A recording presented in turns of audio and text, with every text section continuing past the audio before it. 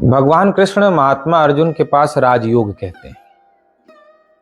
राजयोग कहने के बाद कुछ कहना शेष नहीं रह गया था। यह संपूर्ण संसार मुझसे प्रकट होकर मुझ में स्थित रहता है और मुझ में ही लय को प्राप्त हो जाता है। मैं के अतिरिक्त यहां पर और कुछ भी नहीं है। माया की भांति यह सब कुछ मिथ्या है।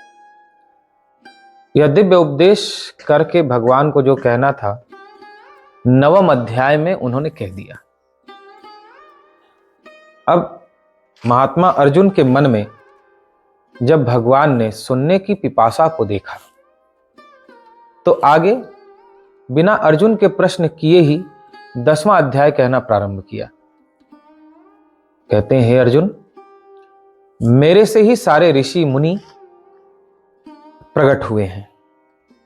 मनु आदि जिनसे सृष्टि का विस्तार हुआ वे भी मेरे ही जन्माए हुए हैं। चाहे सप्तऋषि हो, चाहे दक्ष आदि प्रजापति हो, ये सब मेरे से उत्पन्न हुए हैं। जिन्होंने इस सृष्टि को बनाया, ब्रह्मा ने बनाया। जिन्होंने इस सृष्टि को पाला, विष्णु ने पाला। और जिन्होंने इस सृष्टि का संहार किया, महेश ने।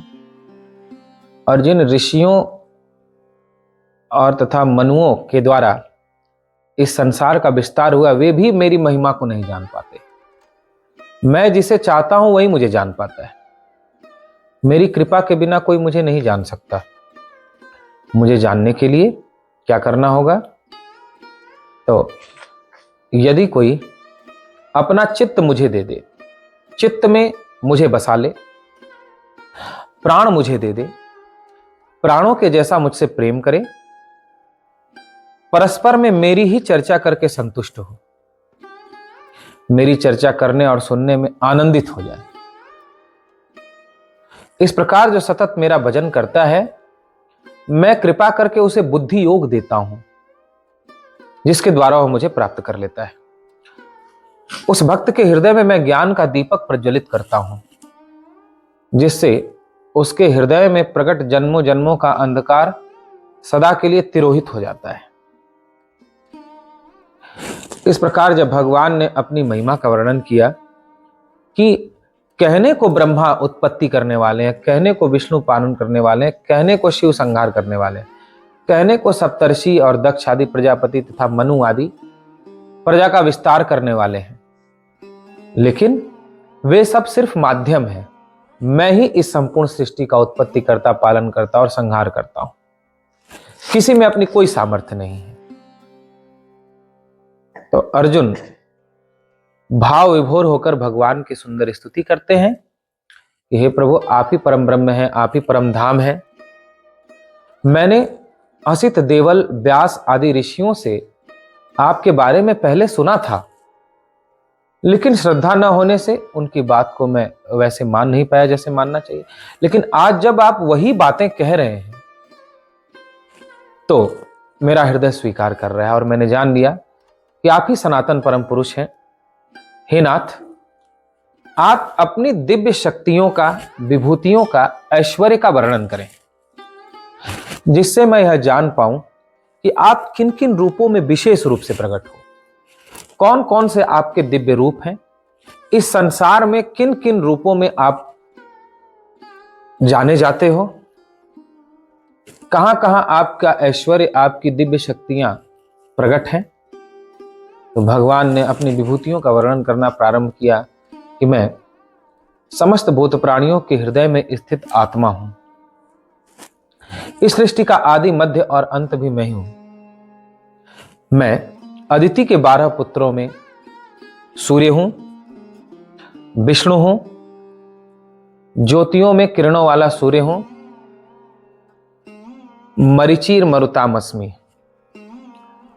मैं वायु मैं हूं, नक्षत्रों में मैं चंद्रमा हूं, वेदों में मैं सामवेद हूं, ऋतुओं में मैं वसंत ऋतु हूं, महीने में माघ का महीना हूं, नदियों में मैं गंगा हूं, इत्यादि इत्यादि विस्तार से अपनी विभूतियां बताते हुए भगवान कहते हैं, हे अर्जुन, तुम्हें बहुत जानने से क्या प्रयोजन है।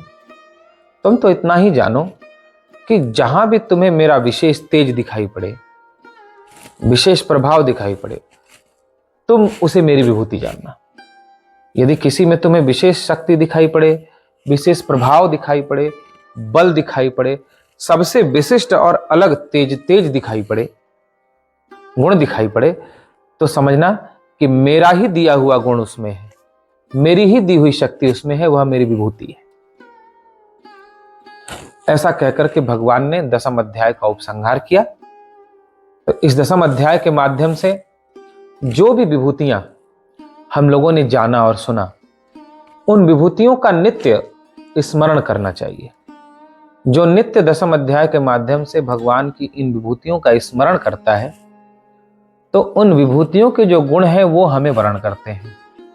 जैसे गंगा जी का स्मरण करने से गंगा जी की पावनता हमें वर्ण करती है, गाय माता का स्मरण करने से गाय की सात्विकता हमें वर्ण करती है।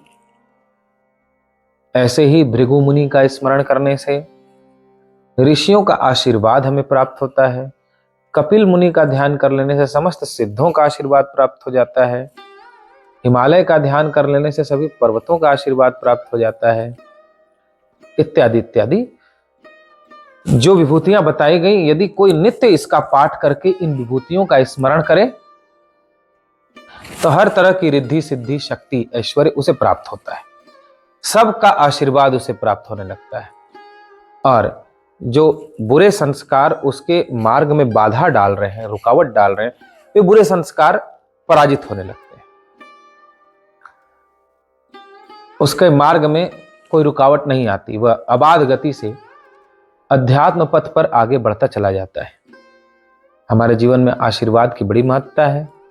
तो इन सब का आशीर्वाद हमें जब नित्य प्राप्त होता है, तो जो हमसे जाने अनजाने पाप अपराध हुए हैं, जो बाधा डाल रहे हैं, वे सब पराजित होते चले जाते हैं। क्योंकि ये सारी विभूतियां जो भगवान की हैं, वो अपने स्मरण करने वाले के साथ रहती हैं, और उनके साथ रहने से सारी बाधाओं को चीरते हुए वे भगवत पथ पर गमन करने लगते हैं। और इसलिए नित्य दसम अध्याय का पाठ सबको अवश्य करना चाहिए, जिससे इन सभी का आशीर्वाद प्राप्त हो, इनकी शक्तियां हमें वर्ण करें। दसम अध्याय के माध्यम से नित्य पाठ करने वाले के पास अपने आप रिद्धि सिद्धि आने लग जाती है, उसका कहा हुआ सच होने लगता है, वो जो भी चाहता है वह पूरा होने लगता है। और यदि भगवान को चाहता है तो भगवान भी उसे प्राप्त होते हैं। दसम अध्याय की बड़ी महिमा रही है, तो सभी को इसका पाठ अवश्य करना चाहिए।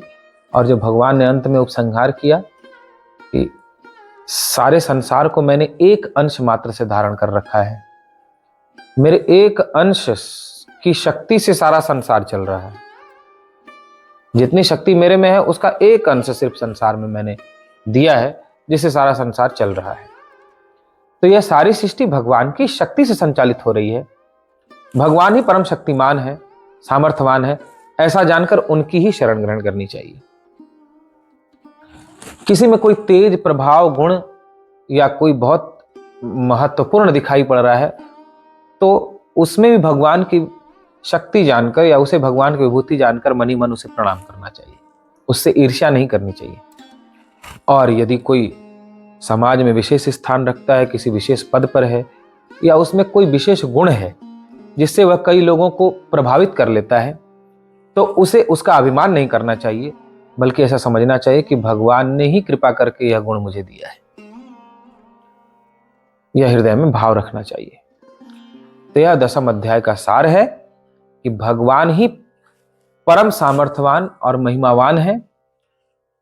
कोई देवता, कोई ऋषि, कोई प्रजापति, उसमें अपनी कोई सामर्थ्य नहीं है, वो सिर्फ माध्यम है।